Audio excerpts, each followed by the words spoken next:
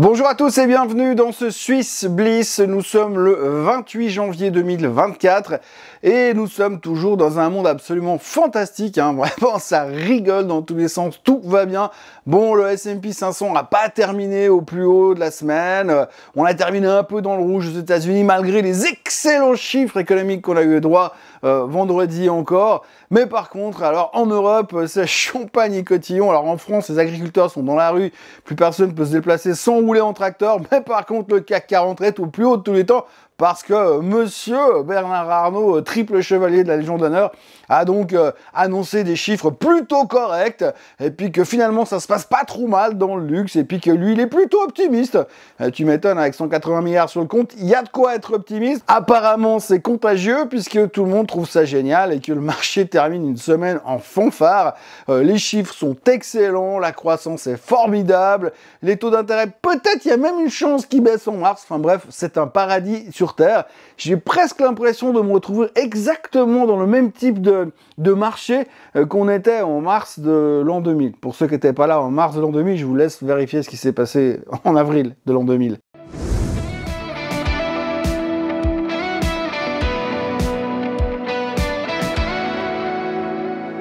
Mais bon, on va pas se prendre la tête avec des mauvaises périodes, on va pas se prendre la tête avec des mauvais souvenirs, on va être positif et on va se contenter de toutes les choses merveilleuses qui nous arrivent dans la finance. Maintenant qu'on a compris que de toute manière, Wall Street et Main Street, ça n'a plus rien à voir, on disait à l'époque que forcément les marchés financiers étaient l'image d'une économie, c'est plus du tout le cas, c'est l'image d'un délire total puisque tout va bien. Il suffit de rajouter en plus de la techno et de l'intelligence artificielle là-dessus et c'est un monde fantastique. Donc, si on revient rapidement sur ce qui s'est passé la semaine dernière, tout d'abord, on a eu le PIB américain qui est meilleur que les attentes, nettement meilleur. Donc ça va super bien. L'économie américaine est hyper strong. Merci monsieur Biden. Lui, il sait pas trop ce qu'il fait parce qu'il sait même plus comment il s'appelle, mais grosso modo, tout ce qu'il fait, c'est formidable. L'économie US cartonne. Très bonne surprise. Pas de récession à l'avenir. Aucun souci de ce côté-là. Mais par contre, on peut se poser des questions sur la baisse des taux. Ça, c'est la chose qu'il faut retenir du PIB. Mais ça nous a quand même redonné un coup de peps en se disant, ouais, qu'une économie pareille, franchement, rien ne peut nous arriver. Et puis ensuite, on a eu les jobless claims. Là aussi, les chiffres de l'emploi montraient que l'emploi faiblissait petit à petit, ce qui veut dire que finalement, la Fed pourrait quand même devoir à terme baisser les taux pour essayer de soutenir cet emploi. Et ils voulaient voir l'emploi faible. C'est fait. Ah, Eureka! Je rappelle quand même, les jobless claims, c'est hebdomadaire, donc ce qui veut dire que ça peut changer la semaine prochaine. Maintenant qu'on a compris le truc et qu'on commence à baisser nos attentes, eh bien, ça va un petit peu mieux. Et puis autrement, alors on attendait l'inflation en fin de semaine, le PCE, ce fameux chiffre, le chiffre préféré de la Fed. Pas facile à interpréter, grosso modo, si on regarde par rapport à la même période l'année dernière, eh ben c'est un petit peu plus fort, donc c'est un peu inflationniste quand même. L'un dans l'autre, si on regarde les chiffres annualisés, ça baisse gentiment. Bref, il y a à boire et à manger dedans, on va pas perdre de temps à les décortiquer de toute manière, ils sont déjà oubliés. On s'est pris la tête toute la semaine pour avoir les chiffres du PCE, on les a eus. Passons à autre chose maintenant, ils étaient, on va dire, pas trop mauvais, puisque finalement, quand on regarde, le plus intéressant à observer, finalement, c'est cette espèce de les futurs sur les prochaines décisions de baisse des taux. Vous savez qu'il y a ces moyens de deviner ou d'anticiper ce que le marché attend sur les taux d'intérêt. Alors, avant, au tout début de l'année, on avait 80% de chances de voir les taux baisser en mars. Puis après, avec les premiers chiffres de l'inflation, c'est que finalement, on était plutôt proche des 39%, puis des 35%. Et puis là, avec les chiffres du PCE de vendredi, peu importe comment on les interprète, peu importe comment on les lit, tout d'un coup, c'était moins mauvais. Moins mauvais, donc hop, 50% de chance de voir une baisse des taux en mars. Les gars, ils en ont aucune espèce d'idée. Ils changent d'avis tous les 3 jours avec un chiffre différent. Bref, on n'en sait rien. On va dire que là, on est vraiment fixé. Il y a une chance sur 2 qui baisse les taux en mars. Là, on progresse de plus en plus. C'est très très clair. Mais l'un dans l'autre, aujourd'hui, ce qu'il faut retenir, c'est que le marché est noyé dans les interprétations des chiffres économiques, est noyé dans les données qu'on nous vend et comment on les digère, on les analyse. Mais l'un dans l'autre, ce qu'il faut retenir surtout, c'est qu'on voit vraiment le verre à moitié plein, on est super optimiste. Et ce qu'il faut reconnaître quand même, c'est que la majorité des résultats, même si c'est pas le cas de toutes les sociétés, sont plutôt pas mal. On l'a vu la semaine dernière avec Netflix, on a une grosse déception sur Tesla, grosse déception sur Intel, mais l'un de l'autre, le reste, ça va pas trop mal. Et on signalera surtout effectivement ce secteur du luxe qui nous a pété à la figure en fin de semaine, qui était quand même juste impressionnant. Alors ils n'ont pas annoncé non plus qu'ils se lançaient dans l'intelligence artificielle, hein, ni Richemont, ni LVMH, ni Kering, mais ce qu'il faut retenir, c'est que ah bah finalement ça va moins mal. J'ai lu des commentaires sur le résultat d'LVMH, c'est à se rouler par terre de rire, parce que finalement on nous dit ah oui, bah alors finalement bon la Chine c'est pas si grave, parce qu'ils ont bien pris leur positionnement aux États-Unis.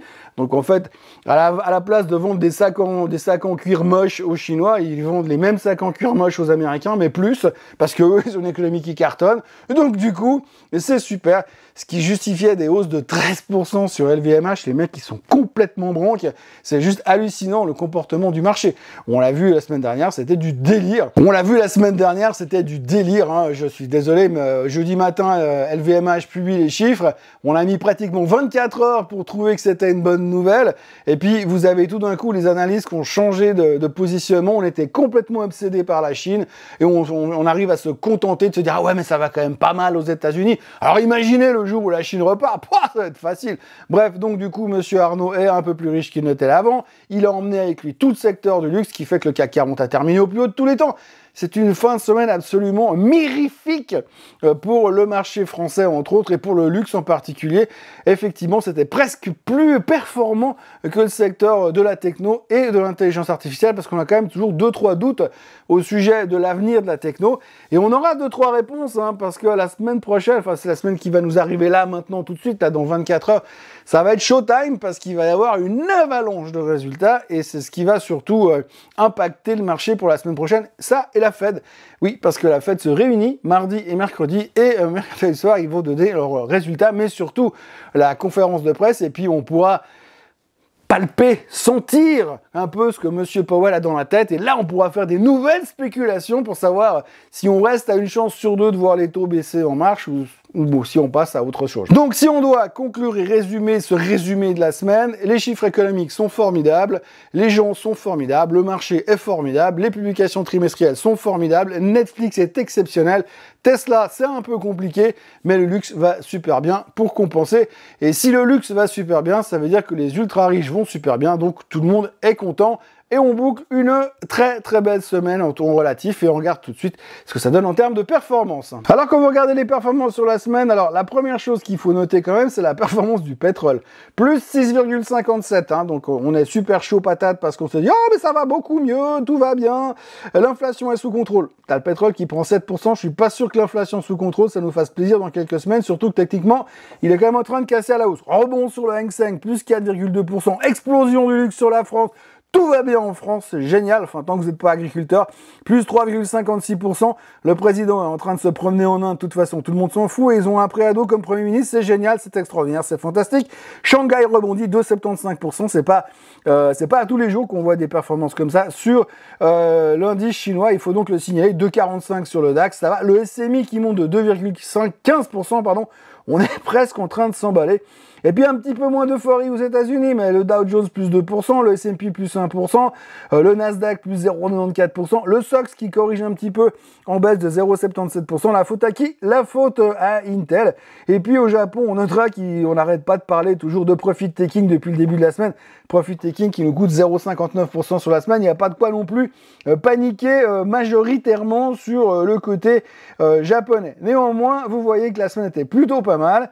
Les records ont donc été battus aux États-Unis, en France. En Suisse, on est à des années-lumière de battre des records, mais on ne sait jamais, hein, il suffirait que les gens commencent à se réintéresser à des titres de value, et ça pourrait changer. Du côté du SMI, alors on en reparlera tout à l'heure, hein, Lonza plus 17%, j'en parlerai dans les vedettes de la semaine, Richemont plus 10%, Givaudan plus 8,7%, les assurances qui s'envolent, ABB ça va, Geberit récupère sa mauvaise semaine de la semaine dernière. L'UBS, c'est la meilleure boîte du monde, plus 3,28%. Les pharma foutent pas grand-chose, grosso modo, et Logitech s'est fait démonter sur la publication de leurs résultats, puisqu'ils ont été quand même plutôt prudents pour la suite des événements.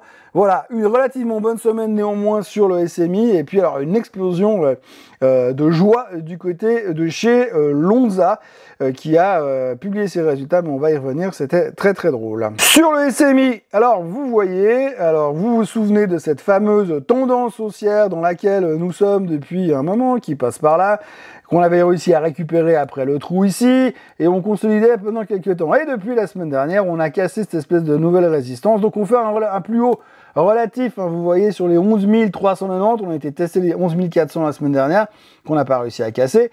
Il va falloir aller les chercher parce qu'on est allé déjà tester des choses comme ça à l'époque. On espère qu'on arrive à relancer de nouveau cette dynamique. Mais vous voyez, on a de nouveau un peu d'intérêt sur le SMI. Donc très belle semaine pour le SMI. De 15%, c'est pas toutes les semaines que ça se produit. Mais on a cassé cette espèce de mini consolidation latérale. Donc on a l'air de vouloir donner une sorte d'accélération sur l'indice suisse. Et alors en France, hein, c'est que du bonheur, vous le voyez. Donc vendredi, je vous fais pas un dessin, hein, c'est simplement le luxe qui nous a tout pété à la hausse. Le CAC 40 qui passe de 7459, où il se traîne quand même depuis pratiquement 3 semaines, un mois. On est collé dans ce range entre 7350 et 7450. Et là, tout d'un coup, très bonne nouvelle. Encore une fois, les résultats de LVMH sont ce que vaut bien les interpréter. Mais c'est les commentaires de Monsieur Bernard Arnault, notre messie à tous, qui a donc emballé le luxe. On avait déjà eu Richemont qui avait poussé tout le monde à la hausse il y a quelques jours. Et là, rebelote avec les résultats de LVMH qui étaient... Et c'est vraiment assez marrant parce qu'ils ont publié ça jeudi matin, et finalement ça a vraiment réagi vendredi et on termine donc au plus haut de tous les temps sur le CAC 40. Dans ce genre de configuration, si on arrive à consolider et à monter plus haut, effectivement on voit assez mal ce qui pourrait arrêter le CAC 40, surtout que pour l'instant Kering n'a monté qu'un petit peu puisqu'ils n'ont pas encore publié leurs résultats, mais quand tous les autres vont commencer à dire que c'est génial que les Américains ont repris la consommation des Chinois, eh bien ce sera formidable.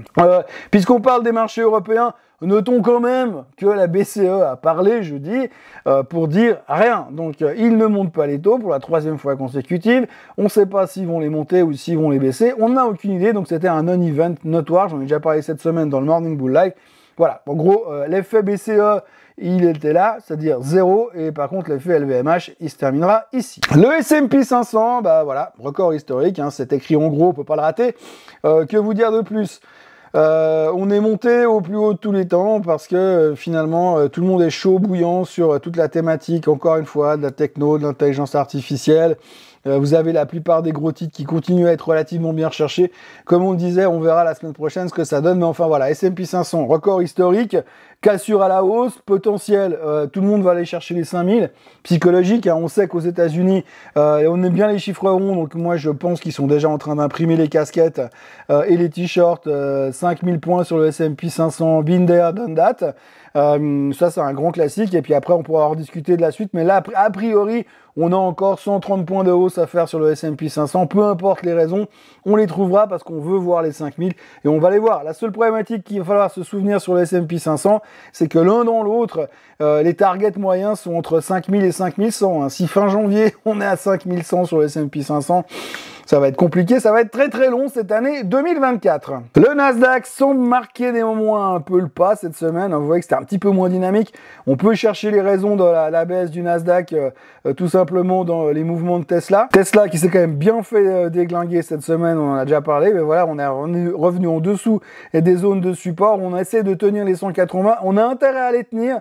Et sinon, la porte sera ouverte à toutes les fenêtres pour aller beaucoup plus bas sur Tesla, à moins que Monsieur Musk arrive à régler ses problèmes de participation et de droit de vote à l'intérieur de la société. Néanmoins, donc le Nasdaq a marqué le pas. Il faudra surveiller attentivement parce qu'on a quand même fait un petit reversal à court terme sur l'indice technologique, et avec les publications de Microsoft, de Google, d'Amazon, d'Apple la semaine prochaine et de Meta, ça risque d'être sympathique à voir quand même. Et puis pour terminer, vous voyez que si on parle de reversal, eh bien le SOX a fait un reversal. Alors je veux pas commencer à dire que on peut jouer sur ces quelques points-là. La baisse de la fin de semaine, c'est Intel qui a complètement foiré ses chiffres et qui a surtout montré qu'elle avait toutes les peines du monde à s'intégrer dans le business de l'intelligence artificielle, qui fait que ce retournement sur le SOX est extrêmement délicat à manager.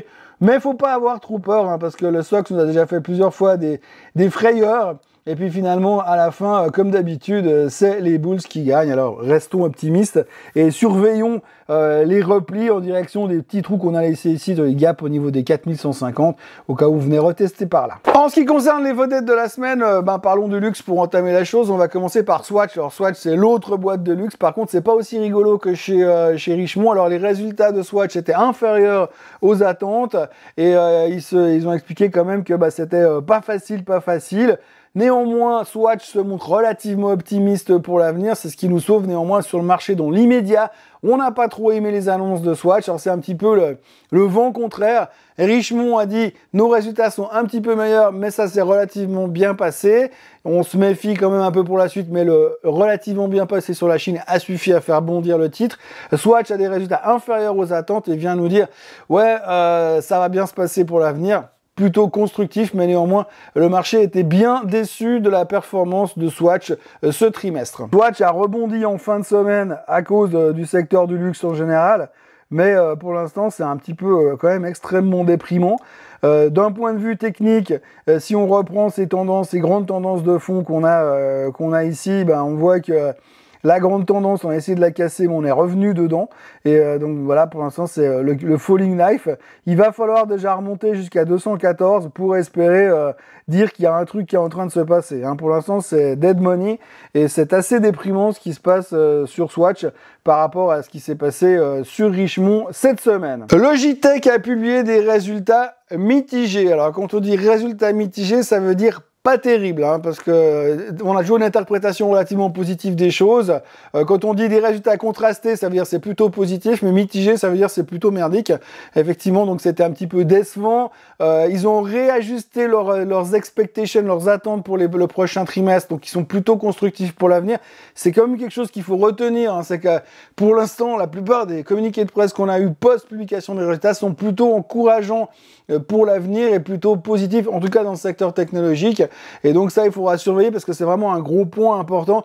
Là, ils se sont montrés positifs, mais leur positivisme n'a pas suffi à compenser finalement cette déception sur les chiffres du trimestre passé. Donc résultat, grosse correction sur Logitech, mais Logitech était beaucoup monté. On va dire que c'était des prises de profit parce que les gens le savaient, bien sûr. Donc du coup, prise de profit sur Logitech, mais sale semaine pour eux quand même. Vous voyez, d'un point de vue graphique, c'est assez méchant, mais il faut dire que c'est vrai que ces derniers temps, avec la folie techno, on a quand même eu des hausses comme cette période qu'on a eue ici durant le courant du mois de décembre après le Black Friday. Ça s'est tellement bien passé. Donc du coup, on a annihilé le Black Friday et on est revenu sur les mêmes niveaux à 73. L'un dans l'autre, effectivement, il faudra voir comment ça va se passer ces prochains temps. On peut quand même se dire qu'on a un peu l'impression, enfin c'est un peu le sentiment que j'ai, que Logitech ne se réinvente pas beaucoup ces dernières années et qu'ils font un peu du surplace dans ce qu'ils offrent comme produit. Ce qui fait que peut-être il y a un ralentissement aussi au niveau de ça qui reste un petit peu problématique. Donc il faudra surveiller ces prochains temps comment elle va se comporter. Pour ceux qui aiment la théorie des gaps, il y a de quoi aller chercher beaucoup plus bas. Donc méfiance quand même. On semble avoir digéré les résultats et essayé de consolider sur cette zone-là. J'ai envie de dire que tant qu'on reste au-dessus des 72 francs suisses, il y a encore un petit peu d'espoir sur Logitech, mais attention à ne pas rentrer dans quelque chose de trop tendance baissière ces prochains temps. Et dans les publications trimestrielles, on a eu Givaudan qui ont publié des chiffres d'affaires en baisse, mais une rentabilité meilleure et en hausse et meilleure que les attentes durant l'exercice total de 2023. Par contre, en ce qui concerne les objectifs futurs, ils sont plutôt positifs et c'était assez encourageant la conférence de presse. En plus, ils ont annoncé qu'ils allaient payer un dividende de 68 francs suisses par action. Heureux sont les actionnaires. Et donc, du coup, ça a très bien passé. La pilule est relativement bien passée, malgré un exercice 2023 un petit peu douteux. Et du coup, on est plutôt optimiste pour l'avenir. Donc, il ne restait plus qu'à acheter du Givaudan et c'est exactement ce qui s'est passé. Voilà, d'un point de vue technique, on va pas s'attarder là-dessus. Très bonne interprétation des résultats, très optimiste sur l'histoire, un gros dividende, et dans la foulée, tout le monde qui est venu upgrader Givaudan pour ses prochains temps, donc l'un dans l'autre, c'était une relativement bonne semaine, hein, puisqu'on revient de très très loin. On a buté pile poil sur la moyenne mobile des 50 jours, avant de repartir comme en 40, parce que l'interprétation de l'avenir était plutôt encourageante chez Givaudan. La théorie du moins pire, ça c'est l'histoire de la semaine. Lonza a donc publié des chiffres pas terribles. Ils ont quand même annoncé que ça allait être très compliqué. Ils ont perdu un contrat, vous le savez, avec Moderna qui représentait quand même un demi-milliard. Ils vont devoir dans la foulée démanteler des sites de production en Chine qui avaient été prévus, qui avaient été construits. Donc ça, il faut démanteler ça. Ils ont déjà anticipé ces coûts de déconstruction ces prochains temps. Et puis surtout, eh bien, ils ont annoncé le retrait de Albert Béni, qui est le CEO actuel, le patron actuel, qui sera remplacé par Jean-Marc Huët. Donc du coup, on s'est dit, ah ben voilà, c'est un renouveau qui se présente pour Lonza. Donc il suffit de pas grand-chose des fois pour dynamiser les investisseurs et se dire, ah ben voilà, on a vu le pire, on a fait le trou, maintenant il est temps de repartir à l'assaut. Et donc Lonza a vécu sa meilleure vie la semaine dernière, puisque sur la semaine, le titre prenait 17%. Donc là aussi, vous voyez, ça se passe de commentaires, hein. Les déceptions qu'on a eues auparavant sont compensées aujourd'hui. On a été reboucher le trou qu'on avait laissé là. On a laissé un nouveau trou ici. C'est un titre avec plein de trous d'ailleurs. Donc maintenant, l'objectif, c'est de remonter à 500 balles et des poussières. Là aussi, on a laissé un gap. Enfin, il y a des gaps partout. Donc, on peut espérer que le renouveau avec le nouveau patron et les nouvelles structures et le fait qu'ils aient, en guillemets, coupé ce qui n'allait pas peut nous laisser un peu d'espoir. On notera quand même qu'on s'arrête pile poil, comme par hasard, sur la moyenne mobile des 200 jours. Donc, de là à dire qu'on aura la force d'aller directement là-dedans, ça va être compliqué. Il faut peut-être s'attendre à une consolidation ces prochains temps sur Lonza. Mais effectivement, quand on voit la réaction du marché, la réaction des analystes, eh bien, on peut se dire qu'on a, anticiper un renouveau et qu'on a un nouveau trend dossier qui est en train de se dessiner gentiment sur la société. Alors vous noterez quand même qu'en Suisse, la tendance en ce moment, c'est plutôt de se dire que finalement, c'est pas extraordinaire ce qu'on publie comme résultat, mais on joue le fait que on a vu le pire et que maintenant on repart à l'assaut. C'est encore l'exemple typique de SGS. SGS qui a perdu son directeur général, avec une directrice générale qui reprend, qui revient aussi derrière pour donner un coup de boost. Ils sont en pleine restructuration. Finalement, le bénéfice net n'était pas terrible l'année passée. Ils ont souffert à cause du franc fort. Enfin, quand vous écoutez le communiqué de presse, ben c'est pas extraordinaire sur SGS, mais le marché se dit ah. Ouais, mais là, peut-être qu'on a tourné le coin et que demain, ça sera mieux. C'est vrai qu'on a ce côté tendance à vouloir, on a cette tendance, on a déjà vu, dit et répété, à vouloir se dire, ah, mais les choses vont quand même beaucoup mieux et ça ira mieux demain. Alors, c'est vrai que ça ira mieux demain. Des fois, on peut voir la chose d'une manière différente, c'est que c'est tellement pourri dans certains endroits en ce moment qu'on se dit, ah bah, forcément, ça va forcément aller mieux. Et là, c'est un petit peu ce qui se passe sur certaines sociétés. On l'a vu avec Lonza et on le voit également avec SGS. SGS qui, là aussi, malgré une publication qu'on aurait pu qualifier de morose et déprimante, le titre explose en fin de semaine et fait partie des vedettes suisses de la semaine. Donc vous le voyez, hein, ça se passe de commentaires là aussi, on a tout pété sur ces espoirs de renouveau. Donc le titre passe de 74 balles, non 75 francs pour terminer la semaine à 82 francs, donc explosion chez SGS. Je vous cache pas que j'ai jamais trop aimé ce titre, donc c'est difficile pour moi de vous dire quoi faire là-dessus. Ce qu'il faut retenir et ce qu'il faudra surveiller surtout attentivement ces prochains temps, c'est quand même le fait qu'on a une tendance baissière bien affirmée. Hein, il n'y a pas besoin d'être analyste technique pour se dire que cet environnement-là, c'est pas terrible, mais que là, on est en train de casser quand même des trucs en ce moment et que ces cassures à la hausse pourraient justifier des débuts de nouvelles tendances. Alors évidemment, c'est difficile de croire que ce genre de configuration vont nous emmener monter encore pour retourner directement à 125 francs. Mais néanmoins, on voit que les choses sont en train de bouger et qu'il y a des turnaround situations, comme on dit en anglais, et des situations de changement de direction qui sont en train de se mettre en place sur certaines valeurs. C'est peut-être ce qui nous permettra à terme d'avoir un SMI qui remontera quand même lui aussi au plus haut de tous les temps. Voilà ce que l'on pouvait dire de la semaine dernière, donc semaine extraordinairement euphorisante et euphorique. Tout va très bien, et quand tout ne va pas très bien, on a la capacité extraordinaire de l'interpréter d'une manière positive. In fine, eh bien, on termine la semaine de manière relativement spectaculaire sur à peu près tous les indices, surtout en Suisse. Et pour ce qui est de la semaine prochaine, comme je vous le disais, vous avez à l'instant les résultats qui vont être publiés la semaine prochaine qui s'affichent devant vos yeux. Alors, comme vous le voyez, il y a une pétée de monde, je vous laisserai vous délecter de cette image pendant quelques instants, mais évidemment, surtout, ce qu'il faut retenir, c'est les big names qui vont publier. Le seul Magnificent Seven qui ne publiera pas cette semaine, eh bien, c'est Nvidia, puisque eux publieront, je crois, plutôt dans la direction de fin du mois de février. Mais en tous les cas, pour l'instant, on aura les gros noms, donc faudra faire attention parce que Microsoft est au plus haut de tous les temps, Apple est pas loin du plus haut de tous les temps, les performances sont assez impressionnantes, comme on le sait, puisque c'est eux qui nous ont fait monter le marché en 2023. Reste plus qu'à espérer qu'ils soient capables de délivrer des performances correctes afin de ne pas décevoir. Et s'ils y parviennent, eh bien, on devrait pouvoir avoir notre continuité de bull market encore ces prochains temps. Donc, ce sera le gros suspense de la semaine. Il y aura beaucoup à digérer et on aura l'occasion d'en reparler ces prochains jours.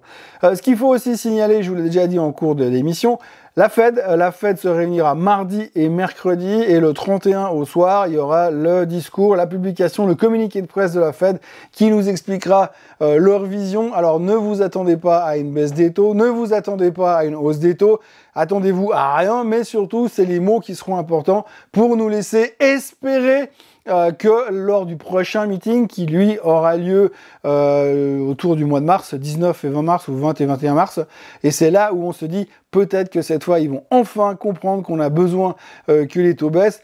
Mais visiblement, et jusqu'à maintenant, les patrons de la Fed, les membres de la Fed, se sont toujours montrés extrêmement dubitatifs quant à la nécessité de baisser les taux immédiatement.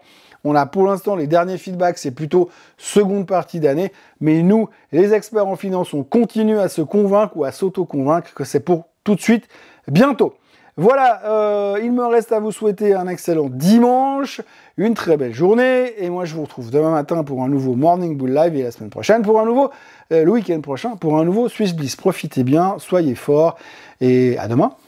Bye bye.